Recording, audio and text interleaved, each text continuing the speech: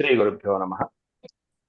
వ్యాస విరచిత శ్రీమద్ భాగవతంలో దశమ స్కందంలో నేడు మనం 9వ అధ్యాయాన్ని ప్రారంభించుకోబోతున్నాం. దీంట్లో ఉలూక బంధనము అనేటువంటిది ప్రధానమైనటువంటి సన్నివేశం. అంటే యశోదమ్మ చిన్ని కృష్ణుణ్ణి రోటికి కట్టివేసేటువంటి సన్నివేశాన్ని వ్యాసుల వారు వివరిస్తున్నారు. అయితే ఈ అధ్యాయాన్ని ప్రారంభించుకునే ముందే మనం దీంట్లో ఉన్నటువంటి అంతరార్థాన్ని ఒకసారి పరిశీలించుకుని వెళ్దామని నాకు అనిపించింది ఈసారి. అంతకుముందు మనం పూతన అధ్యాయం అయిపోయిన తర్వాత చెప్పుకున్నాం అంతరార్థాన్ని, ఈసారి ముందే చెప్పుకుంటున్నాం దీంట్లో ఉన్నటువంటి అంతరార్థం.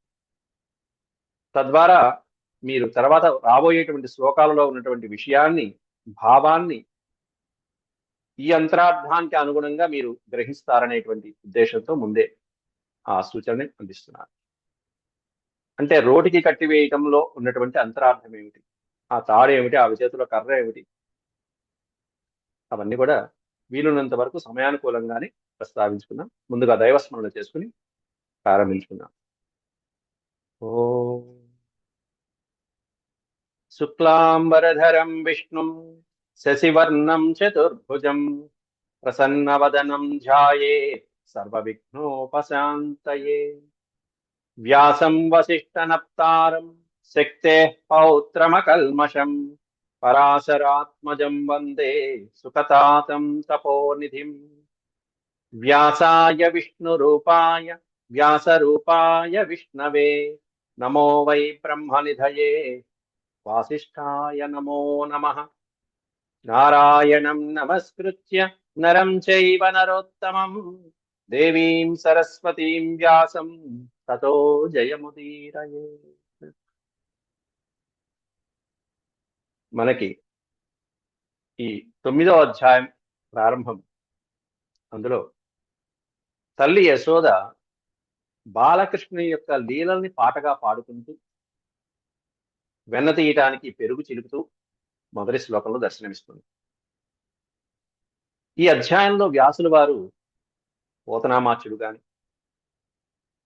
ఈ భాగవతంలో యశోదమ్మని ఇక్కడ అత్యద్భుతమైనటువంటి సౌందర్య రాశిగా అభివర్ణించడం జరిగింది.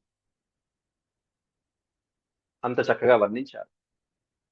తన సౌందర్యానికి తోడుగా ఇప్పుడు బాలకృష్ణ యొక్క పాట కూడా పాడుకుంటూ అలా వయ్యారాలు వలుకుతూ ఆ పెరుగు చిలుకుతూ ఉంటే రంగస్థలం పైన నాట్యం చేస్తున్నట్టుగా కనిపిస్తుంది ఆవిడ, ఆ యశోద. ఆవిడ యొక్క ఆహార్యానికి తగ్గట్టుగానే చక్కటి పట్టు పుట్టం కట్టింది, చేతులకి ఏమన్నా బంగారు గాజులు తొడిగింది, మెడలో హారాల పంక్తి, చక్కటి అరవిందం లాంటి చేతులతో ఆవిడ మెరిసిపోతున్నది. ఆ చేతులకు ఉన్నటువంటి బంగారు గాజుల యొక్క కాంతి, ఇంకా చెప్పాలంటే ఆ కవం తాడు పైన పడి ఆ తాడు కూడా పగడాలతో కూడినటువంటి బంగారు కాంతితో మెరిసిపోతున్నట్టుగా దగదగా మెరిసిపోతుంది. అట్లాగే మదిస్తున్నప్పుడు కూడా కవ్వం చేసేటువంటి చప్పుడు ఉంటుంది. ఆ కవ్వం చేసేటువంటి చప్పుడు గాని, చేతి గాజుల యొక్క సబడులు గాని సమయానుకూలంగా వాయించేటువంటి చక్కటి సంగీత వాయిద్యంలా మరిపిస్తూ ఉన్నది. చూడటానికి ఈవిడ నాట్య ప్రదర్శనలా ఉంటే, అంటే యశోదమ్మ యొక్క ఆహార్యము, ఆవిడ వేషము, అలంకారాలు, ఆభరణాలు, మెరిసిపోయేటువంటి రత్నహారాలు, అంతేకాకుండా వెనకాలే వచ్చేటువంటి ఈ చక్కటి సంగీతము, ఇవన్నీ కూడా ఆవిడ యొక్క అందానికి తగ్గట్టుగా నాట్య ప్రదర్శనలా ఉంటే, ఇంతలో మన కథానాయకుడు బాలకృష్ణుడు ప్రవేశించాడు, చిన్ని కృష్ణుడు. అలా చిలుకుతున్నటువంటి ఆ తల్లి దగ్గరికి, యశోదమ్మ దగ్గరికి వచ్చాడు. ఆవిడ చేస్తున్న పని ఒకసారి చూశాడు. నన్ను పట్టించుకోకుండా నీకు ఈ పని అవసరమా ఇప్పుడు అని మనసులో అనుకున్నాడు స్వామి. ఆవిడేమన్నా ఆ పరమాత్మ కోసమే ఈవిడ ఈ పని చేస్తుంది. ఓ పక్కన ఎన్ని కుండలైనా సరే ఆయన కోసమే, కానీ ఆవిడ చేస్తున్న పనిని నిషేధించడం కోసం. ఎందుకంటే అంతకంటే ముఖ్యమైనటువంటి పని ఇంకోటి ఉంది. స్వామికి పాలు పట్టాలి, ఇప్పుడు ఆ సేవ చేసుకోవాలి. కాబట్టి ఆవిడ చేస్తున్నటువంటి ఆ పనిని నిషేధించడానికి స్వామి ఏం చేశాట, తన చేతితో ఆ కవ్వాన్ని పట్టుకున్నట్ట. 2 ఏళ్ల పిల్లవాడు. ఆకలిగా చూసేటప్పటికి, అంత ఆకలిగా ఆ పట్టుకున్నటువంటి ఆ చేసేటువంటి పనిని కూడా నిషేధించి ఆ కబాన్ని పట్టుకునేటప్పటికి ఆ తల్లికి పిల్లవాడి ముఖం చూసేటప్పటికి వెంటనే ముద్దొచ్చేసింది. వెంటనే ఆ పని ఆపేసి ఒక చోట కూర్చుని స్తన్యాన్ని ఇచ్చింది, పాలిచ్చింది. వేరే పనులు ఆపమంటే శారీరకంగా అయితే ఆపింది కానీ మెల్లగా ఆ పిల్లవాడు పాలు గ్రోలుతూ ఉంటే ఈవిడ మనస్సు మాత్రం పూర్వం కంటే వేగంగా అలా అలా అలా పనిచేస్తుంది మెల్లమెల్లగా. ముఖం చూస్తున్నది, చూడంగానే మురిసిపోయింది ఓ పక్కన. ఎవరి ముఖం చూస్తుంటే ఎట్లాంటి ముఖం అది? ఆ పరమాత్మ యొక్క ముఖం ఎట్లాంటిది? మహాయోగులు సైతం సర్వము ఒడిలో ఉంటే, అంటే మొత్తం మొత్తం అంత సర్వము మర్చిపోతారు. ఒడిలో ఉంటే మహాత్ములు కూడా తమను తామే మర్చిపోయేటువంటి అత్యద్భుతమైనటువంటి దివ్య స్వరూపం, దివ్య మంగళ స్వరూపం. అట్లాంటి వాడే ఆయన ముఖం చూస్తూ ఉండగానే మెల్లగా ఒక్కసారిగా ఎంత సుందరుడో అని అనుకుంది. అక్కడి నుంచి మెల్లగా మాయ కమ్మింది. ఆవిడ మనస్సు కాస్త వేరే ఆలోచనల వైపు వెళ్ళిపోయింది. వేరే ఆలోచనల వైపుకి ఎప్పుడు వెళ్తుందంటే మాయ కమ్మినప్పుడే. మనం కూడా ఒక లక్ష్యం మీద మనసు లగ్నం చేస్తాము. ఒక పూజ మీదో, ఒక వంట మీదో, ఒక పని మీదో, ఒక కార్యం మీదో, ఆఫీసులో ఒక పని మీదో లగ్నం చేస్తాము. ఒక చదువు మీదో లగ్నం చేస్తాము. చదువుతూ ఉంటాం. ఆ భారతం పుస్తకం, భాగవతం పుస్తకం చదువుతూనే ఉంటాం. మధ్యలో ఏదో శ్లోకం దగ్గర ఎక్కడికో వెళ్తాం, ఎక్కడికో వెళ్తాం, ఎక్కడికో వెళ్తాం. మాయ కమ్మేస్తుంది. చిద్విలాసం. అట్లాగే ఈవిడికి కూడా ఆ పిల్లవాడు పాలు గ్రోలుతున్నా కూడా ఒకసారి చూసి మురిసిపోయింది. మళ్ళీ మాయ కమ్మింది. మళ్ళీ అలా అలా అంతా తిరుగుతూ వచ్చి ఇంటి పనుల మీదకి ధ్యాస వెళ్ళింది ఆవిడికి. ఏవో పనుల్లో ఉంది. అలా గృహకృత్యాలు ఏవైతే ఉన్నాయో, ఏమేం పనులు చేయాలో అని ఆలోచించుకుంటూ ఉంది. ఆ వరుసలో పొయ్యి మీద పెట్టినటువంటి పాలు గుర్తొచ్చాయి ఆవిడకి. అరెరే! పొయ్యి మీద పాలు పెట్టొచ్చానే మర్చిపోయాను అని చెప్పనుకుంది. పూర్వకాలం అంతా కుంపటి పొయ్యిలు, కట్టె పొయ్యిలు. ఇంకేముంది వెళ్ళాలి. పాలు పోతాయి అలా అక్కడ. పాలు పొంగి కింద పడిపోతాయి. కాబట్టి అక్కడ పాలా? లేకపోతే ఇక్కడ పిల్లాడా? ఈ రెండింటిని చూసుకుంది. పాలే ముఖ్యం అనుకుంది. అయ్యో! పాలు పొంగిపోతున్నాయని చెప్పి ఆ హడావిడిలో పిల్లవాడిని కాస్త కింద విడిచిపెట్టేసింది.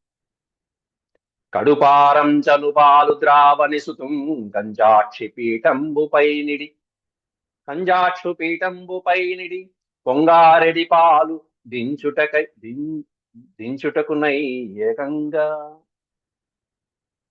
కడుపారం చనుపాలు త్రావని సుతును, ఇంకా కడుపారం బొజ్జ నిండేట్టుగా పాలు కూడా తాగల ఆ పిల్లవాడు.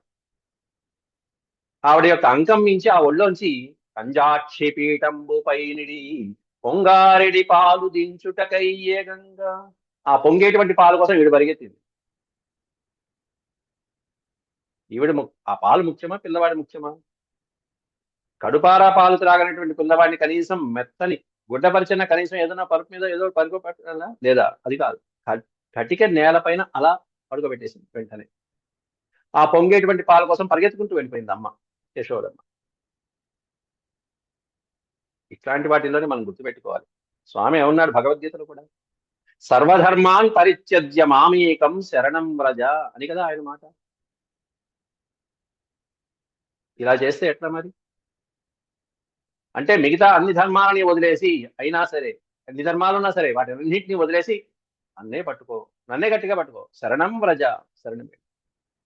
నేనొక్కడనే ఆ ఫలితమంతా నీకు ఇస్తానని కదా భగవంతుడి యొక్క ఆనతి. అట్లా ఆయన అంటుంటే ఓ పక్కన ఈ సకలార్థప్రదుడైనటువంటి వాటిని విడిచిపెట్టేసి అన్ని ఫలాలను ఇచ్చేటువంటి పరమాత్మని వదిలిపెట్టేసి పాల కోసం పరిగెత్తింది ఆ తల్లి. అన్నీ తెలిసినటువంటి భక్తులైనటువంటి వాళ్ళు కూడా ఇలా చేస్తే ఎలా అండి? ఆ తల్లికి అన్నీ తెలుసు కదా. ముందు రోజే కదా చక్కగా ప్రపంచాన్నంతా చూపించాడు, విశ్వాన్నంతా చూపించాడు, మాయలో పడేశాడు మొత్తం అంతా. అమ్మా నేను ఇట్లాంటి వాడిని అని చూపించాడు. 2 సార్లు చూపించాడు ఇప్పటికీ. ఒకసారి కాదు 2 సార్లు. మళ్ళీ మరుక్షణంలో మాయ కమ్మింది. అంతకుముందు ఈ సన్నివేశం చూపించింది ఎందుకంటే ఇప్పుడు జరగబోయేటువంటి సన్నివేశానికి అది నాంది. నేను పరమాత్మని అని చూపించను. అంటే పరమాత్మని అని చూపించకపోతే ఆవిడ ఇక్కడ సామాన్యమైనటువంటి కుమారుడిగానే పుత్రుడిగానే భావించుకుంటూ వెళ్ళేది. కానీ ఇక్కడ నేను అసామాన్యుణ్ణి అని చూపించడం. సామాన్యుణ్ణి కాదు, ఆయన అసామాన్యుడు. అంతటి విశ్వానికి అంతటికి నాంది పురుషుడైనటువంటి వాడు పరమాత్ముడు ఆయన అని చూపించడం ప్రధానమైనటువంటి అంశం. అప్పుడే అనుకుంది ఆవిడ, మొత్తం గొల్లపల్లెని చూసుకుంది, ఆ నోటిలో తన్ని తాను చూసుకుంది, బాలకృష్ణుని మళ్ళీ చూసుకుంది, మొత్తం అంతా చూసుకుంది.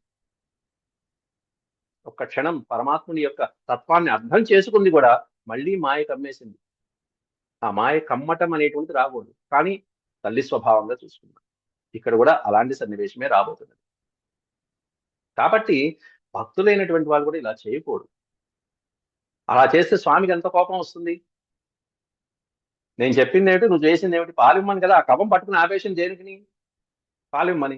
పాలు ఇవ్వటం అంటే ఇక్కడ పాలు ఇవ్వబోయి మళ్ళీ ఆ పాల కోసం వెళ్తామేమిటి. అంతే, వెంటనే స్వామికి కోపం వచ్చింది. కోపంతో రాయి తీసుకుని ఆ కొండ పైన ఒక్కటి విసిరాడు. ఆ పక్కనే కొండ చూసుకుని ఆ కొండ పగిలింది. అప్పటిదాకా కష్టపడి చిలికిందంతా నేలబాలైపోయింది. లోపల ఉన్నటువంటి వెన్నం తీసుకున్నాడు, చేతిలో తీసుకున్నాడు, అరుగు పైకి ఎక్కి కోతులు పెడుతున్నాడు. అక్కడి నుంచి హాయిగా దొరికినటువంటి కోతులన్నీ ఈ మనం 8వ అధ్యాయంలో కూడా ఇదే సన్నివేశం చెప్పుకున్నాం. పిల్లల మీద ఎక్కడం, అక్కడ గిన్నెల మీద ఎక్కడం, ఆ రోకల మీద మొదలైనటువంటి వాటిని, రోకలు ఒకదానిపైన ఒకటి పెట్టుకుని చక్కగా ఆ కుండల పైన ఉన్నటువంటి వాటిని తీసుకోవడం, పిల్లలకి పెట్టడం, కోతులకి పెట్టడం. అంటే రామావతారంలో సహాయం చేసినందుకు వానరుల యొక్క రుణం తీర్చుకుంటున్నాడు ఇక్కడ పరమాత్మ. పరమాత్మ తన చేతితో స్వయంగా తినిపిస్తున్నాడంటే అంతకంటే అమృతం ఇంకేముంటుందండి. మామూలు చెయ్యి అది, ఆయన చెయ్యి, పరమాత్ముని యొక్క చెయ్యి ఎంత పవిత్రమైనటువంటి చెయ్యి. లక్ష్మీదేవిని స్పృశించినటువంటి పరమపావనమైనటువంటి చెయ్యి. ఆర్తుల్ని భక్తుల్ని దీనంగా ఆదుకునేటువంటి పరమ భాగవతోత్తముని యొక్క చెయ్యి. అట్లాంటి పరమాత్ముడి చెయ్యి కదా అది. దీనుల్ని ఆదుకునేటువంటి చెయ్యి. భక్తాగ్రేసులు ఎవరైతే ఉంటారో వాళ్ళని ఆశీర్వదించి అభయమిచ్చి వాళ్ళని మోక్షప్రదానికి పంపించేటువంటి చెయ్యి అది. అభయం ఇచ్చేటువంటి చెయ్యి. అటువంటి చేత్తో, పవిత్రమైనటువంటి చేత్తో వానరుడికి అలా తినిపిస్తున్నా అంటే బాలకృష్ణుడు, ఆ కోతులు ఇంకా ఎంత ధన్యం చేసుకున్నాయి, ఎంత పవిత్రం అవి. అంతకంటే అమృతం ఇంకేముంటుంది వాటికి. వాటి జన్మ ధన్యమైపోయినట్టే కదా. పాపం ఆవిడ వచ్చింది, అక్కడ లోపల ఉన్నటువంటి పాలని దించుకుని ఇక్కడికి వచ్చేసింది. తిరిగి వచ్చింది. తల్లి వచ్చేటప్పటికి ఇక్కడ ఈ పిల్లాడు లేడు. ఇక్కడికి రాగానే పిల్లాడు ఏడి అనుకుంది. పిల్లాడు కనిపించట్లేదేంటి, ఇక్కడే ఉన్నాడు, ఇక్కడే పడుకోబెట్టానే అని చెప్పనుకుంది. ఎంత కంగారు పడిపోయిందో. అక్కడ పాలు ఏమన్నా నేల పాలు, నిప్పు పాలు కాకుండా జాగ్రత్తగా రక్షించుకుంది, పరిగెత్తికి వెళ్ళి కాపాడుకుని వచ్చినా కూడా ఇక్కడ ఏమన్నా పెరుగు, వెన్న 2 నేల పాలైపోయింది. అంతేకాకుండా అసలు పిల్లాడు కనిపించట్లా.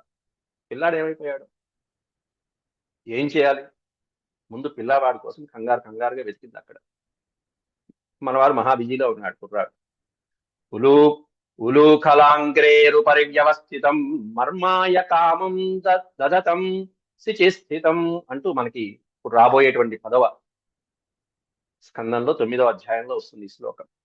ఉలూక ఆంఘ్రే, ఆ ఉలూకం పైకెక్కి అక్కడ ఉన్నటువంటి కుండల్ని దించుకుని మరి ఆ వెన్నని మొదలైనటువంటి వాటిని తీసుకుని ఆ పెరుగుని వెన్నని చక్కగా కోతులకు అందిస్తున్నారు. రోలు పైకెక్కి పెరుగుని తీసుకుని వెన్నని ఆ వెన్న ముద్దలన్నీ కోతులు పెడుతున్నాడు. అర్థమైంది, తల్లికి అర్థమైపోయింది. ఇంత కష్టపడి నేను ఈ విధంగా పాలు కాచి తోడేసి ఆ తర్వాత దానిపైన మేగడ తీసి ఈ విధంగా వెన్న చిలుకుతూ ఉంటే దాన్ని పగలగొట్టి ఇదంతా పారబోసింది కూడా నువ్వే అన్నమాట. పాపం నిన్న ఆ గోపికలందరూ వచ్చి ఓయమ్మ నీ కుమారుడు మా ఇండ్లన పాలు పెరుగు మననీయడమ్మ అంటూ వాళ్ళంతా మొత్తుకుంటే వెనకేసుకొచ్చింది పిల్లవాడిని. అయ్యో నా పిల్లవాడికి అదేం తెలియదు, మా పక్కింటికి ఎలా వెళ్ళాలో కూడా తెలియదు, ఇప్పటిదాకా నాతోనే ఆడుకున్నాడమ్మా. ఇంకా పాలు తాగే పిల్లవాడు, పక్కింటికి ఎలా వెళ్ళాలో కూడా తెలియదు ఈ పిల్లాడికి. ఎంత అమాయకురాలో ఈ తల్లి. అట్లా నచ్చజెప్పుకొచ్చింది పాపం. ఇప్పుడు స్వయంగా ప్రత్యక్షంగా చూసేటప్పటికి కోపం వచ్చేసింది. అయ్యో పిల్లవాడంతా ఇట్లా చేస్తే ఎట్లా, అల్లరి చేస్తే ఎట్లా, ఇది అతి గారాభం అయిపోతుంది వీడికి. గారాభం కూడా కాదు, అతి గారాభం ఇచ్చినట్టు అయిపోతుంది. ఇట్లాంటి వాళ్ళని బుజ్జగిస్తే చెడిపోతూ ఉంటారు అని చెప్పి అనుకుంది మనసులో. అందువల్లనే వెంటనే లాలనాత్ బహవో దోషా తాడనాత్ బహవో గుణా తస్మాత్ పుత్రం చ శిష్యం చ తాడనాత్ నతు లాలనాత్ అన్నారు. లాలనం అంటే లాలించడం, బుజ్జగించడం. లాలనాత్ బహవో దోష, పిల్లవాడిని లాలిస్తూ కూర్చుంటే ఎంతసేపు ఎన్నో దోషాలు ఉంటాయి. తాడనాత్ బహవో గుణా, తాడిస్తూ ఉంటే, తాడనం ఉంటే దండించడం. చిన్న చిన్న తప్పులు చేశారంటే వాడిని దానికి తగ్గట్టుగా దండిస్తూ ఉండాలి. తాడనాత్ బహవో గుణా, ఎన్నో గుణాలు ఉంటాయి. తస్మాత్ అందువలన పుత్రం చ శిష్యం చ, పుత్రుడి విషయంలో కానీ శిష్యుడి విషయంలో కానీ ఆడనాథ్ నతులాలన. దండించడమే. తప్పు చేశారంటే కాస్త దానికి తగ్గట్టుగా శిక్షించాలి, గుణపాఠం నేర్పాలి. నతులాలనాథ్, అంతేగాని నెత్తినెక్కించుకోవటం ఉండదు. దానికే ఇంకా వయసు, ఒక వయసును కూడా నిర్ధారించారు. ఇంకా చెప్పాలి, లాలయేత్ పంచవర్షాన్ని దశవర్షాన్ని తాళయేత్ ప్రాప్తేతు షోడశే వర్షే పుత్రం మిత్రవదాచరేత్ అన్నారు. లాలనాథ్ పంచవర్షాలు. ఈ లాలించడం ఎప్పటి వరకు అంటే 5 సంవత్సరాల వరకు పిల్లవాడిని ఇలా గారాబం చేయాలి. వాడు పగలగొట్టినా సరే, భలే పగలగొట్టాడు అంటూ నవ్వుకోవాలి. ఇంకా పగలగొట్టడానికి ఇస్తూ ఉండాల్సి, చేతికి అందిస్తూ ఉండాల్సిందే, లేకపోతే మనం జాగ్రత్త పడాలి. 5 సంవత్సరాల వరకు వాడిని దండించకూడదు, కొట్టకూడదు, లాలించడం. ఆ తర్వాత అవన్నీ కూడా అక్కడి నుంచి దశవర్షాన్ని తాడయేత్. అక్కడి నుంచి 10 సంవత్సరాలు, అంటే 5 సంవత్సరాలు దాటిన తర్వాత అక్కడి నుంచి 6వ సంవత్సరం నుంచి 10 సంవత్సరాలు, 15 సంవత్సరాల వరకు కూడా తప్పు చేశాడంటే దానికి తగ్గ శిక్ష పడాల్సిందే. ఆ తర్వాత 16 సంవత్సరాలు వచ్చాయి పిల్లవాడికి.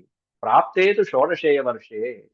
16 సంవత్సరాల తర్వాత నుంచి పుత్రం మిత్రవత్ ఆచరే. పుత్రుణ్ణి మిత్రులా ఆచరించడమే.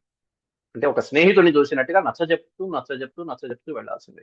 వాడు వినేదాకా నచ్చజెప్తూ వెళ్ళటమే ప్రేమగా. ఇంకా వేరే ఉపాయం లేదు. కొట్టకూడదు. అప్పుడు నేను చిన్నప్పుడు కొట్టాను, 9th లో కొట్టాను, 8th లో కొట్టాను, 10th లో కొట్టాను, ఇప్పుడు కూడా కొట్టాను, డిగ్రీలో కూడా తండ్రి కొట్టాడంటే వాడు చేయి పట్టుకుంటే మళ్ళీ మనకే అవమానం. ఈ విధంగా పిల్లవాడికి ఈ విధంగా బుజ్జగిస్తే పాడైపోతాడు, చిన్న పిల్లవాడు కదా అని చెప్పి అనుకుని చిన్న శిక్ష వేద్దాం అనుకుంది. అసలైతే లాలించడమే. 5 సంవత్సరాలు కూడా లేదు ఆ పిల్లవాడికి. మన కుమారుడికి, కథానాయకుడికి అప్పటికి 2 సంవత్సరాలే, ఈవిడికి 62 సంవత్సరాలు. యశోదమ్మ చాలా ఆలస్యంగా పుట్టినటువంటి బాబు. అందువల్ల అది యోచించి శిక్షించడానికి ఒక బెత్తాన్ని పట్టుకొచ్చింది. చూడండి, ఆ పిల్లవాడు 2 ఏళ్ల పిల్లవాడిని బెత్తం పట్టుకుని కొట్టడానికి, శిక్షించడానికి ఒక బెత్తాన్ని కూడా చేత పట్టుకుంది. వెనకాలే వస్తుంది. అది గమనించాడు అక్కడ పరమాత్ముడు. ఓ పక్కన కోతులకి పెడుతున్నాయి, అమ్మ వెనకాల నుంచి బెత్తం పట్టుకొస్తుంది అనే సన్నివేశాన్ని గమనించాడు. వెంటనే ఒకసారి ఉలిక్కి పడినట్టుగా, భయపడినట్టుగా చేస్తూ వెనుతిరిగి చూస్తూ పరుగులు అందించుకున్నాడు పరమాత్ముడు. బెత్తం చూసేటప్పటికి భయం వచ్చింది కుర్రాడు. ఆవిడేమైనా వెనకాల బెత్తం పుచ్చుకుని యశోద కూడా పరిగెత్తింది. పిల్లవాడి వెనకాలే పరిగెత్తింది. అందబోతున్నట్టుగా అనిపిస్తాడు, కానీ అందడు. అలసిపోయింది, పరిగెత్తి. ఇప్పటికీ కూడా మనకి ఆ బృందావనం పక్కన ఉన్నటువంటి నందవ్రజాలు, గొల్లపల్లెలు ఏవైతే ఉన్నాయో వాటిలో ఇప్పటికీ కూడా ఈ ఇటువంటి ఇల్లు, పెద్ద పెద్ద ఇళ్ళు అవన్నీ కూడా, ఎన్నో స్తంభాలతో కూడుకున్నటువంటి ఇల్లు అవన్నీ కూడా. అంత పెద్ద వసారాలు, వరండాలు, 10-15 గదులు ఉన్నటువంటి ఆ ఇల్లు, ఆ ఇంటి చుట్టూతా పరిగెత్తిచ్చాడు తల్లి నాకు. ఓ 10 సార్లు పరిగెత్తిచ్చాడు. అలసిపోయింది, రొప్పేస్తుంది ఓ పక్కన తల్లి యశోద. ఇక్కడ ఈ సన్నివేశాన్ని కూడా తత్వవేత్తలైనటువంటి వాళ్ళు, వ్యాఖ్యాకారులు కొంతమంది చక్కగా దీంట్లో ఉన్నటువంటి అంతరార్థం కూడా తీసుకున్నారు. అదేంటంటే, ముందు శ్రీకృష్ణుడు, వెనకాలే ఉన్న ఆయన వీపు భాగాన్ని వెనకాల పరిగెడుతున్నది ఎవరే అంటే యశోద. పట్టుకుందామని ప్రయత్నిస్తుంది యశోద. ఇలా ఇద్దరు పరిగెడుతున్నారు. ఓ బెత్తం కూడా కనిపిస్తుంది ఇందులో. పిల్లవాడు, పరమాత్ముడు, వెనకాల యశోద, ఓ బెత్తం కనిపిస్తుంది. ఇంకో అద్భుతమైన సన్నివేశం ఏంటంటే, విష్ణుమూర్తి యొక్క, శ్రీ మహావిష్ణువు యొక్క ఏ అవతారంలో లేనటువంటి సన్నివేశం ఇక్కడ మనం దర్శించుకోవచ్చు. ఇదో అవతారం. దీని మీద ఒక కావ్యాలు కూడా రాయొచ్చు. ఏమిటంటే, భయాన్ని అభినయిస్తున్నటువంటి అత్యద్భుతమైనటువంటి శ్రీ మహావిష్ణువు. ఇక్కడ ఏ అవతారంలో ఈయనకి భయం లేదు. ఇక్కడ ఈ పిల్లవాడు భయం అభినయిస్తున్నట్టుగా పరిగెడుతున్నటువంటి పిల్లవాడి యొక్క తీరు ఇక్కడ మనకి వ్యాసులు వారు చక్కగా అత్యద్భుతంగా వర్ణించారు. అందుతున్నట్టుగా కనిపిస్తాడు, కానీ అందరు. ఇది దృశ్యం అక్కడ ఆ పిల్లవాడు. అలాగే, ఎందుకంటే విష్ణు అనేటువంటి ఆ పరమాత్ముడు సర్వాధిష్టమైనటువంటి వాడు. ఆయన ధర్మము ఆయనే, అధర్మము ఆయనే. ఆ ధర్మం అనేది ఇక్కడ రెండుగా తీసుకున్నప్పుడు విష్ణుమూర్తిని, ఆయన ముందు భాగం ధర్మానికి అధిష్టాన స్థానం అయితే, వెనక భాగం అధర్మానికి అధిష్టాన స్థానం. మనకి వేదాలు, ఉపనిషత్తులు కూడా ఆ పరమాత్మ నుంచి ఎక్కడెక్కడి నుంచి ఏమేమి ఉద్భవించాయో మనకు అన్ని చెప్పేసాయి అంతకుముందే. అలా ముందు భాగం ధర్మస్థానం అయితే, వెనక భాగం అధర్మస్థానం అయితే. ఈవిడేమన్నా తల్లి స్త్రీదేవి, ఆ యశోద ప్రకృతికి సంకేతం. ఆమె చేతిలో ఉన్నటువంటి కర్ర ఉంది చూసారా, బెత్తం, అదేమన్నా జడ పదార్థం, అంటే బుద్ధికి సంకేతం. జడమైనటువంటి బుద్ధిని చేతిలో పట్టుకుంది ప్రకృతి, యశోద. ఎటువైపు పరిగెడుతుందంటే అధర్మం వైపు అలా పరిగెడుతుంది. అట్లా ఉంది సంకేతం. బుద్ధికి సంకేతమైనది ఈ జడమైనటువంటి కర్ర. ఆయన్ని పట్టుకోవడానికి వెనక నుంచి ప్రయత్నించడం అంటే ఏంటంటే అక్కడ అధర్మ దర్శనమైనటువంటి కొన్ని దర్శనాలు ఉన్నాయి. దర్శనం అంటే ఇక్కడ చూడటం కాదు, షడ్దర్శనాలు కొన్ని ఉన్నాయి. దాంట్లో అధర్మానికి సంబంధించిన దర్శనాలు కొన్ని ఉన్నాయి. అవి వేద ప్రామాణికాలు కావు. దానికి వేదాలు అక్కర్లా, పరమాత్మలు లేవంటాయి. అట్లాంటి కొన్ని చార్వాకాది దర్శనాలు ఏవైతే ఉన్నాయో అట్లాంటి అధర్మ దర్శనాలైనటువంటి చార్వాకాది దర్శనముల ద్వారా జగత్ కారణమైనటువంటి తత్వాన్ని అన్వేషించడం ఏదైతే ఉందో, అంటే జగత్ కారణమైనటువంటి ఆ పరమాత్మని పట్టుకోవటం ఏదైతే ఉంటుందో, అన్వేషణ ఏదైతే ఉంటుందో దాన్ని సాగించడానికి దాన్ని ప్రయత్నించడం అన్నమాట. దేంతో? ఈ అజ్ఞానం అనే బుద్ధితో, పైగా జడమైనటువంటి తన బుద్ధితో, అంటే కర్ర, జగత్కారణతత్వమైనటువంటి ఆ పరమాత్మని అన్వేషించడానికి పట్టుకోవడానికి ప్రయత్నించడం అనేటువంటి ఎంత మూర్ఖత్వం! ఎన్ని ప్రయత్నాలు ఎన్ని పరిశోధనలు చేసినా అవన్నీ ఫలిస్తాయా? వాళ్ళందులో కృతార్థులవుతారా? ఏమన్నా ఫలితం సాధించవచ్చా? ఆ సాధకుల ప్రయత్నం విఫలమైపోయినట్టే కదా. కాబట్టి పరమాత్మని పట్టుకోవాలి అంటే, జ్ఞానాన్ని పట్టుకోవాలంటే, ధర్మాన్ని పట్టుకోవాలంటే బుద్ధి ఎలా ఉండాలి? జడమైనటువంటి బుద్ధి ఉండాలా? అధర్మం వైపు పయనించేది. అట్లాంటప్పుడు పరమాత్మ చిక్కుతాడా? చిక్కడు కదా.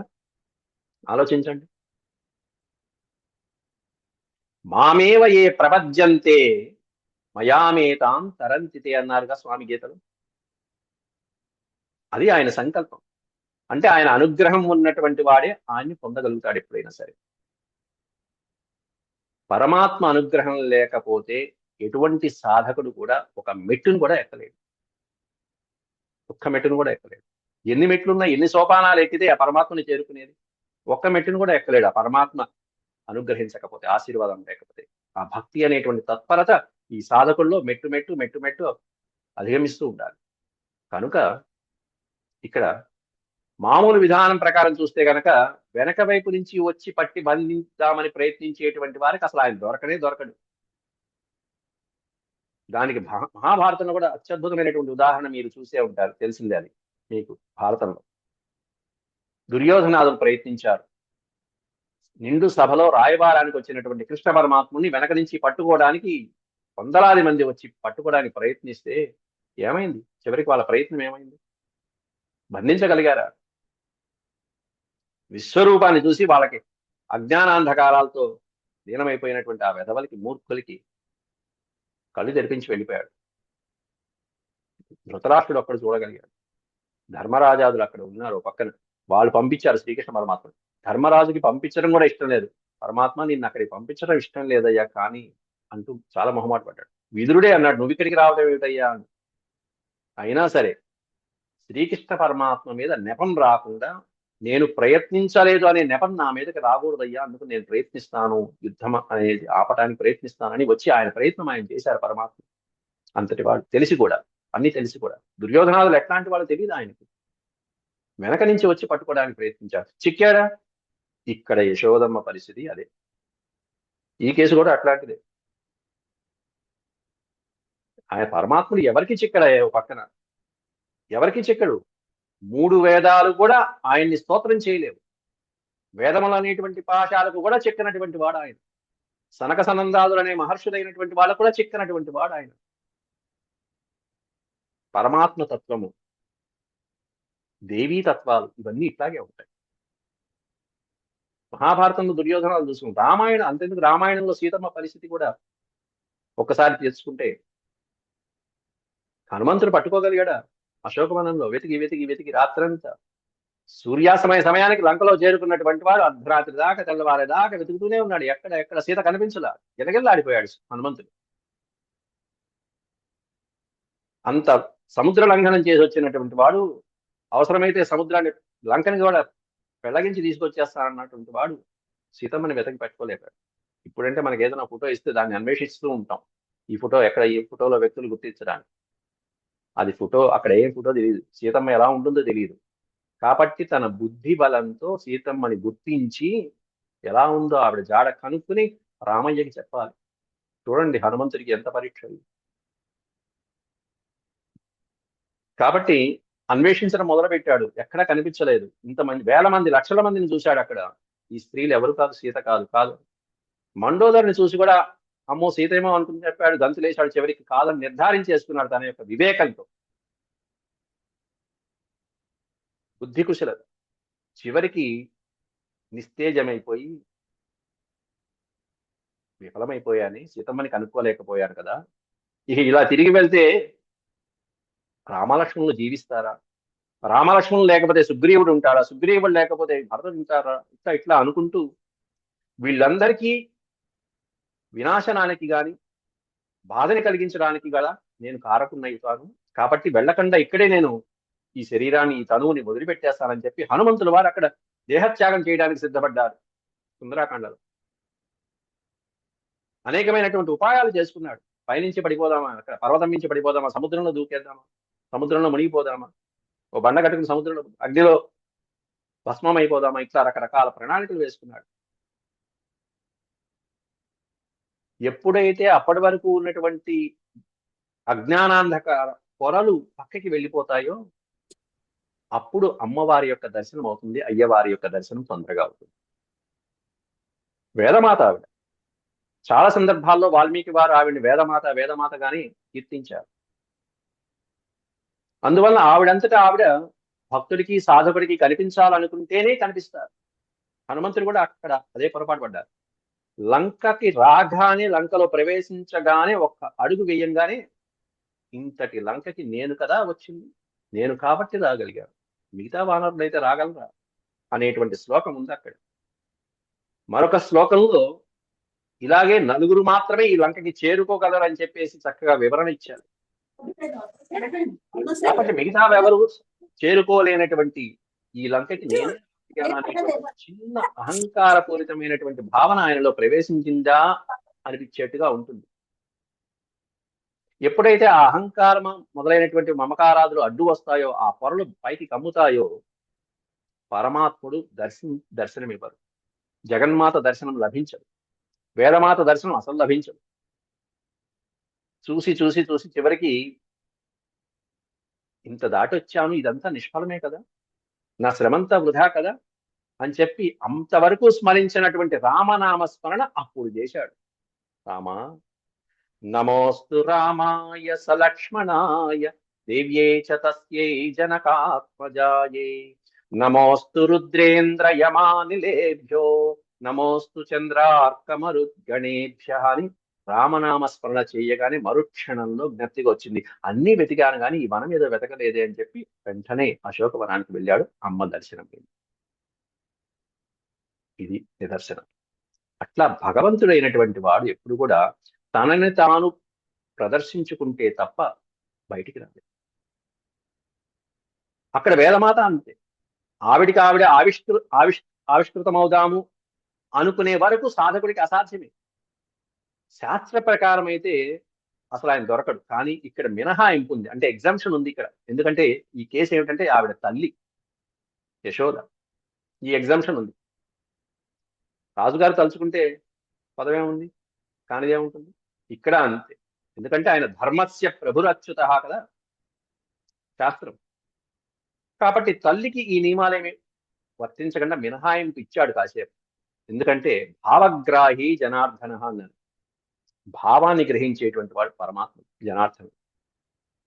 ఆయన వాళ్ళ యొక్క మనసులో, ఆ భక్తుల యొక్క మనస్సులో ఏముందో చూస్తాడు. తల్లికి తాత్కాలికంగా కోపం వచ్చినా కూడా తల్లి ప్రేమ అత్యద్భుతమైనటువంటి ప్రేమ, అది పరమ ప్రేమతో కూడింది. అది గ్రహించాడు ఆ భావాన్ని. ఇలా యోచించి ఈవిడ తల్లి కాబట్టి ఏ తల్లినైనా పుత్రుడు ఆయాస పెడతాడా, శ్రమ పెడతాడా, పెట్టడు కదా అనుకుని మరుక్షణంలో, పైగా ఈ కార్యం మరొక కార్యానికి దోహదపడుతుంది. ఏమిటంటే అక్కడ ఇద్దరు సాధకులు తపస్సు చేసుకుంటూ చెట్ల రూపంలో పడిపోయి ఉన్నారు. కుబేరుని పుత్రుడు నలకూబర మణిగిరివుడు. వాళ్ళని ఉద్ధరించాలి, వాళ్ళకి శాప విమోచన కలిగించాలి. ఎప్పటి నుంచో ఉన్నారు ఆ సాధకులు, ఎదురు చూస్తున్నారు. ఇప్పుడు ఈవిడికి చిక్కితే, ఆవిడ కట్టేస్తే తద్వారా వాళ్ళకి శాప విముక్తి కలిగిద్దామనేటువంటి భావన మనసులో కలిగింది ఆయనకి. పరమాత్మ ఒక పని చేస్తే తద్వారా అనేకమైనటువంటి ప్రయోజనాలు సాధించడం అనేటువంటిది ఆయన యొక్క లక్షణం, లీలా విశేషం. అర్థేషు అభిజ్ఞ, అది కదా ఆయన పద్ధతి. అట్లా ఇవన్నీ దృష్టిలో ఉంచుకొని తల్లికి చిక్కుదామని చెప్పి సంకల్పించాడు పరమాత్మ అక్కడ. అమ్మా నన్ను పట్టుకోదలిచావా అమ్మా, సరే పట్టుకో అమ్మా అన్నాడు. సరిపోయింది. సరే కష్టపడి పట్టుకున్నాం కదా అని చెప్పి ఆవిడ మళ్ళీ పారిపోకుండా వెంటనే కట్టి వేయాలని, బంధించాలని ఆ కర్ర పక్కన పడేసింది. పాపం ఆ పిల్లవాడు అంత శ్రమ పడి దగ్గర చిక్కేటప్పటికీ కర్ర పడేసింది, ముందు తాడు పట్టుకుంది. శిక్ష తగ్గించింది. పారిపోకుండా కట్టేయాలని ఒక తాడు తెప్పించుకుంది. అదేమో చాలట్లా ముడివేయటానికి. నడుము కట్టేద్దాం పాపం ప్రయత్నించింది, కొంచెం తగ్గింది. ఇంకో తాడు తీసుకొచ్చింది, మళ్ళీ తెప్పించింది. అప్పటిదా పారిపోలా, రెండో తాడు తెచ్చేదా, లోపలికి వెళ్ళి రెండో తాడు తెచ్చింది. అదేమన్నా చక్కగా గోకులం ఎన్ని తాళ్ళు ఉంటాయి గోవుల్ని కట్టేయడానికి, అన్ని తాళ్ళు తెచ్చినా కూడా ఈ పిల్లవాడి నడుము కట్టేయడానికి సరిపోవట్లా. ఆ తల్లి మరో తాడు తెచ్చేదాకా ఈ పిల్లవాడు ఇక్కడే ఉన్నాడు. ఆయన కార్యం నెరవేరాలిగా, ఇంకో పిల్లవాడైతే పారిపోయేవాడు. ఇలా తెచ్చినటువంటి తాళ్ళన్నీ కూడా ఎంత ముడివేసి కట్టినా కూడా పిల్లవాడికి సరిపోవట్లే అక్కడ. తదపి ద్వంగులోన అభూత్ అంటారు ఇక్కడ, మనం చదువుకుంటాం తర్వాత శ్లోకంలో, 16 శ్లోకంలో. ద్వంగుళ ఊనః అభవత్, ద్వి అంగుళ ఊనః. ఊనః అంటే తక్కువ, 2 అంగుళాలు తగ్గాయట ముడి వేయడానికి. స్వామి బొజ్జకి ముడి వేయడానికి 2 అంగుళాలు తగ్గాయట.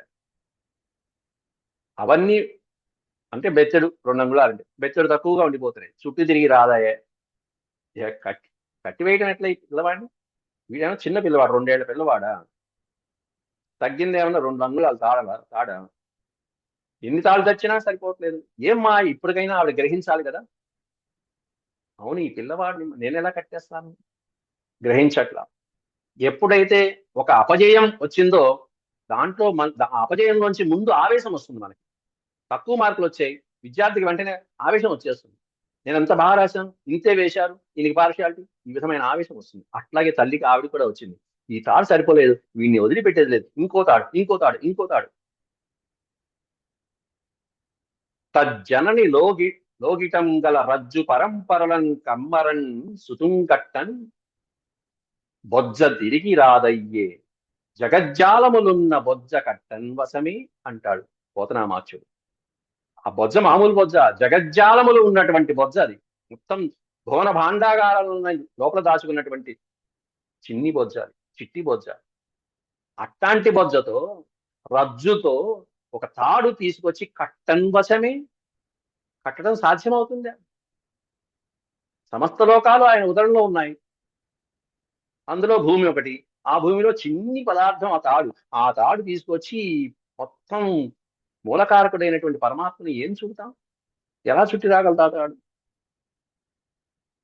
దాంట్లో 2 అంగుళాలు అనేటువంటిది మాత్రమే ప్రధానంగా చెప్పుకునేది, మీకు తెలిసే ఉంటుంది ఈ విషయాలు. దాంట్లో 2 అంగుళాల్లో 1 అంగుళం జీవుడైతే 2వ అంగుళం పరమాత్మ. జీవుడు సంపూర్ణంగా పరమాత్మలో లీనం అవ్వాలి, 1, 2 కలవాలి. అలా అవ్వాలంటే 2 విడిపోవాలి మనలోంచి. ఎందుకంటే జీవుడు పరమాత్మను చేరుకోవటం అంటే మనలో ఉన్నటువంటి గుణాలు, అహంకారాదులు ఏవైతే ఉంటాయో అవన్నీ తొలగిపోతేనే ఆ జీవుడు పరమాత్మలో చేరుకుంటాడు. ఆ క్వాలిఫికేషన్ వస్తుంది. ఆ అహంకారము మమకారాలు అనేటువంటి 2 గుణాలు ఏవైతే ఉన్నాయో ఆ 2 గుణాలే ఇక్కడ 2 అంగుళాల వ్యత్యాసం. ఇప్పటిదాకా ఆవిడికి ఆ 2 ఉన్నాయి, ఇప్పుడు అవి తొలగిపోతాయి. ఇప్పటిదాకా వీడు నావాడు నేనే. అంతకుముందు మనం 8వ అధ్యాయంలోనే చెప్పుకున్నాం, నేను యశోదని, నా భర్త నందుడు, ఇదంతా నా గొల్లపల్లె అనేటువంటి భావంలో ఉంది. ఇప్పుడు చూసారా రామాయణంలో హనుమంతుడు చేసిన పని కూడా, నేనే కదా దాటొచ్చింది, నేను కాబట్టే దాటొచ్చా, ఇంకోడైతే దాటి రాగలదా అనేటువంటి భావన అక్కడ హనుమంతుడిలో కనిపించింది, సీతమ్మ కనిపించరా. ఇక్కడ 8వ అధ్యాయంలో యశోదమ్మ కూడా, నేను యశోదని, నందుడు నా భర్త, ఇది నా ఇల్లు, నా గ్రామము, నా ప్రజము, నా పల్లె, నా గొల్లపల్లె, నా గోకులం అనుకునేటువంటి భావంలో వచ్చింది. ఆయన విశ్వం చూపించాక కూడా అలాగే ఉంది ఆ భావన, మాయ కమ్మేసింది. ఇది అహంకారం, నావాడు, నా పిల్లవాడు, నేను ఏదైనా చేసుకుంటాననేటువంటి అహంకారం. కానీ రెండోది మమకారం, నా పిల్లవాడు, నేను ఏదైనా చేస్తాను, మమకారం కూడా వచ్చేస్తుంది. ఈ అహంకార మమకారాలు అనేటువంటి ఈ 2 అంగుళాల వ్యత్యాసం ఏదైతే ఉంటుందో, ఈ 2 అంగుళాలు కలవనంత వరకు కూడా పరమాత్మ చిక్కడు మరి. ఆ 2 అంగుళాలు కలవట్ల పిల్లవాడు. ఇదేం చిత్రం రా బాబు అనుకుంది. ఏం చేయాలో అనుకుంది. తల పట్టుకుంది ఆవిడ కూడా హనుమంతుల్లానే. ఇలా పరమాత్మ పరీక్షలు పెడతాడు. రామబంటు లాంటి కార్యసాధకుడైనటువంటి హనుమంతుడికి అంత పరీక్ష పట్టాడు వేదమాత, ఆ తల్లి పెట్టింది. ఇక్కడేమన్నా తల్లి సాక్షాత్తు స్వయంగా తల్లికే కృష్ణ పరమాత్ముడు ఇంత పరీక్ష పెట్టాడు.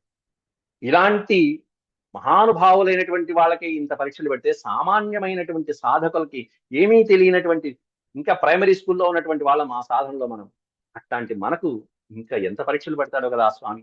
వాటిని మనం ఎలా కనుక్కోగలము, ఎలా దాటగలమో కదా ఆ భగవన్నామంతో. ఆయన చెయ్యి పట్టుకునేది ఎలా? ఈవిడ అదే అనుకుంటుంది. ఏం చిత్రంలో నాయన అంటూ తల పట్టుకుంది. ఇంకా ఆవిడ పడుతున్నటువంటి అవస్థ చూసి అప్పుడు స్వామి లొంగిపోయాడు. ఆవిడ అలిసిపోయింది. ఇంటి చుట్టూత తిరిగి అలిసిపోయిన తర్వాత ఇక నేను పట్టుకోలేనురా, చిక్కరా నాయన, దొరకరా నాయన కన్నయ్య అని ఆవిడ వేడుకుంటే అప్పుడు చిక్కాడు. అప్పుడు మళ్ళీ తాళు తెచ్చింది. మరొక క్షణంలోనే మాయకమ్మి మళ్ళీ తాడు తెచ్చింది. మళ్ళీ కట్టడం ప్రారంభించింది. ఇప్పుడు 2 అంగుళాలు. ఇన్ని తాళ్ళు కట్టినా కూడా ముడిపడట్లేదంటే అని ఆలోచించక్కర్లా. ఎప్పుడైతే వీడు నావాడు కాదు, ఈయన సర్వాంతర్యామి, ఈయన నావాడు కాదు, ఈయన అందరి వాడు అని తెలుసుకుందో అప్పుడు పరమాత్ముడు ఈవిడ అవస్థ చూసి వెంటనే ఆ 2 అంగుళాల్లో ఇమిడిపోయాడు. వెంటనే ముడివేసేసింది ఆ తల్లి. స్వమాతు స్విన్న గాత్రాయా, స్వమాతు స్విన్న గాత్రాయ. ఆవిడ తల్లి యొక్క అలసట చూసి, ఆ శ్రమ చూసి విస్త్రస్త కబర స్రజ దృష్ట్వా పరిశ్రమం కృష్ణ కృపయాసీత్ స్వబంధనే. చిక్కుకుపోయాట. దేంట్లో చిక్కుకుపోయాట అంటే కృపయాసీత్ స్వబంధనే. కృపయా ఆసీత్, దయ, కరుణ అనేటువంటి ప్రేమ పాశంతో, తల్లి చూపించినటువంటి కరుణ అనేటువంటి ఆ పాశంతో చిక్కుపోయాడు. ప్రేమ పాశంలో పరమాత్ముడే చిక్కుపోయాడు. భక్తి పారవశ్యం ఉండాలి, ఆ ప్రేమ పారవశ్యం ఉండాలి సాధకులైనటువంటి వాళ్ళకి. అది చూపిస్తున్నాడు ఇక్కడ. ఇలా ఆయన దయ తలిచాడు. వెంటనే చిక్కుకున్నాడు. వెంటనే కట్టేసింది, రోటికి కట్టేసింది. రోటికి కట్టేసింది, తీసుకొచ్చేసింది. ఆ 2 అంగుళాలు సరిపోయిన అమ్మయ్య సాధించాను అని అనుకుంది. అప్పటిదాకా అహంకారము మమకారము వీడిపోయాయి. అలా ప్రేమ పాశానికి ఆ చిన్ని కృష్ణుడు పరవశుడైపోయి కృపయా ఆసీత్ స్వబంధనే అన్నారు అక్కడ. కృపతో, దయతో, ఆవిడ మీద దయతో బంధనంలో చిక్కుపోయాడు. తల్లి బంధనంలో చిక్కుపోయాడు. అలా ఆయన దయదంచాడు. వెంటనే తీసుకొచ్చింది, రోటికి కట్టేసింది ఆ తల్లి.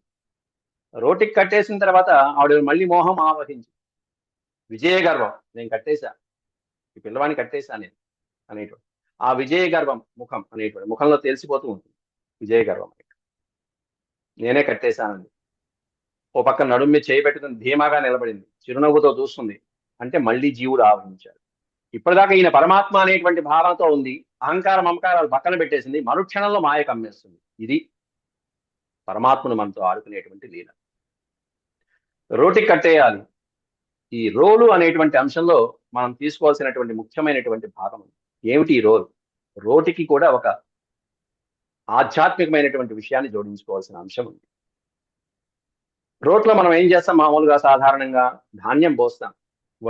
వడ్లు పోసి దాంట్లో పొట్టు నుంచి బియ్యాన్ని వేరు చేసేటువంటి ప్రక్రియ రోకలిలో సాగుతుంది. ఆ రోకట్లో వేసి రోకలు ఆ విధంగా ఉపయోగపడుతుంది. పైన ఆ పొట్టంతా పోయి బియ్యం అనేటువంటిది బయట కనిపిస్తూ ఉంటాయి చక్కగా స్వచ్ఛంగా. ఈ రోలు ఏమిటి, ఆ బియ్యం ఏమిటి, ఆ పొట్టు ఏమిటి అనేది చూస్తే ఈ స్వచ్ఛంగా తెల్లగా వచ్చినటువంటి ఆ బియ్యమే జ్ఞానానికి సంకేతం.